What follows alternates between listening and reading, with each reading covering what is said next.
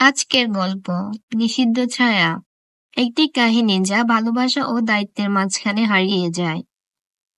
বন্ধুরা, আমার আজকের এই গল্পটি শুনতে চাইলে কানে হেডফোন লাগিয়ে নিন। গ্রামের নাম মাধবপুর। সবুজে ঘেরা নিরিবিলি, চারদিকে ধানক্ষেত, নদী আর কাঁচা রাস্তার গন্ধ মিশে আছে মানুষের আত্মায়।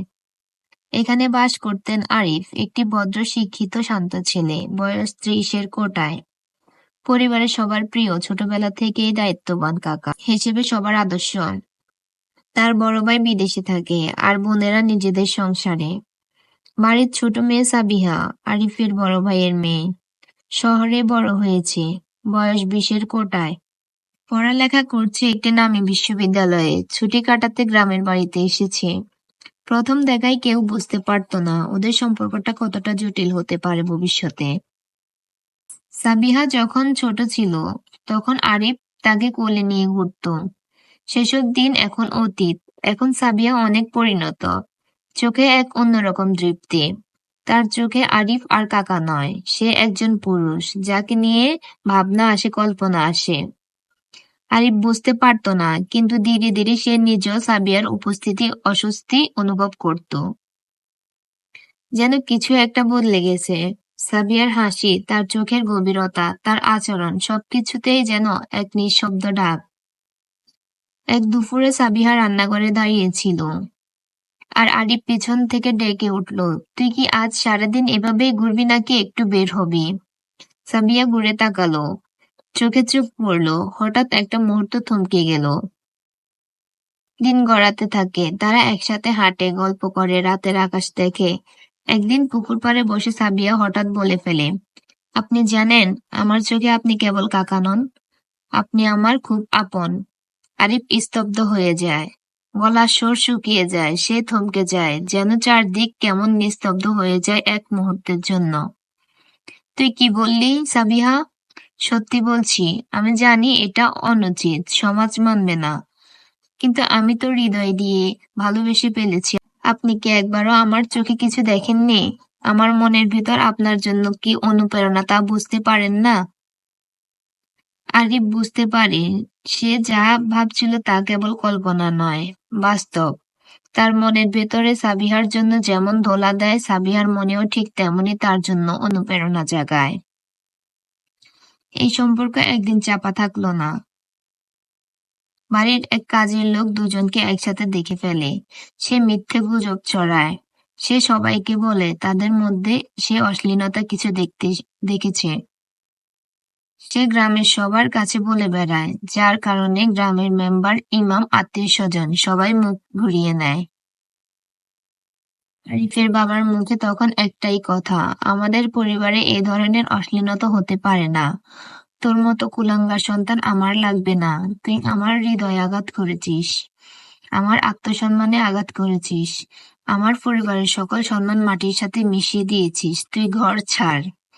আরিফ কোনো কথা না বলে চলে যায় শহরে এক বন্ধুর বাসায়, কাউকে না বলে।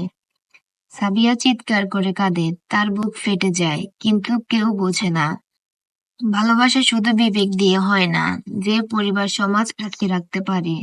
যে ভালোবাসা শুধু তারই বুক ফাটে। ভালোবাসা তার আর্তনাদে সবাইকে বুঝিয়ে দিল। বছর কেটে যায় একে একে। সাবিয়া আরিফকে খুঁজে পায় না। সে কারো স্ত্রী নয়, হতে চায়নি, শুধু অপেক্ষা করে গেছে বুকের মাঝে আরিফের ছায়া নিয়ে।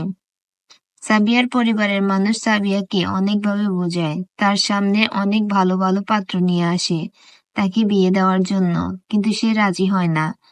তাকে আদর করে, মারধর করে, কোনো কিছু দিয়েই বোঝানো যায় না। তার পরিবার তার আবেগের হৃদয়ে শুধু তার কাকার জন্যই জায়গা রেখেছে, তাই সে একাই থেকে যায়। দিন, মাস, বছর। একদিন ডাক বক্সে একটি চিঠি আসে, সাবিহা, আমি তোর ভালোবাসা পাইছি, কিন্তু সমাজ আমাকে তোকে দিতে দেয়নি। আমি ছিলাম তোর কাকা, কিন্তু তুই চেয়েছিলি একজন মানুষ, আমি পারিনি। আমি শুধু চাই তুই ভালো থাকিস। ভালোবাসি আজীবন, তোর আরিফ। চোখের জলে ভিজে যায় চিঠির অক্ষর, কিন্তু সাবিয়া হাসে। হ্যাঁ, সে কাঁদে না, কারণ সে জানে তার ভালোবাসা মিথ্যে ছিল না। আজও মাধবপুরের সন্ধ্যায় এক তরুণী পুকুর পাড়ে বসে থাকে চুপচাপ একা। লোকজন ভাবে সে হয়তো পাগল, কেউ জানে না তার ভিতরে এখনো এক কণ্ঠে প্রতিধ্বনি তোলে, তুই আমার হৃদয়ের নিষিদ্ধ ছায়া। কাকার এই কথাটা সাবিয়াকে বেঁচে থাকতে শেখায়। সে ফিরে পেতে চায় তার কাকাকে। সে এটা ভাবে যে কোনো একদিন এই চিঠির মতো তার কাকা ও তার সামনে এসে দাঁড়াবে, তাকে নিয়ে যাবে অচেনা কোনো জায়গায়।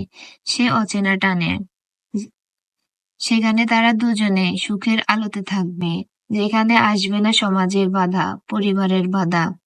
সাবিহার মনে শুধু একটাই প্রতিধ্বনি, তার অপেক্ষা। সে এটা জানে অপেক্ষার প্রহর একদিন না একদিন হবেই। তার ভালোবাসা অপূর্ণ থাকবে না, পূর্ণ হবেই। এই নিশ্চিত ছায়া তার কাকা একদিন ভেঙে দেবে, এটাই তার আবেগী বিশ্বাস। ভালোবাসা সবসময় জয় পায় না, কখনো কখনো সেটা নীরবে আত্মসমর্পণ করে, সমাজ, দায়িত্ব আর রক্তের টানকে সম্মান জানিয়ে। বন্ধুরা, আমার গল্পটি যদি ভালো লেগে থাকে তাহলে একটি লাইক, কমেন্ট, শেয়ার দিবেন। আপনাদের একটি লাইক, কমেন্ট, শেয়ার আমার নতুন গল্প তৈরি করার অনুপ্রেরণা জাগায়। আমার চ্যানেলটিকে সাবস্ক্রাইব করে পাশে থাকবেন। ধন্যবাদ।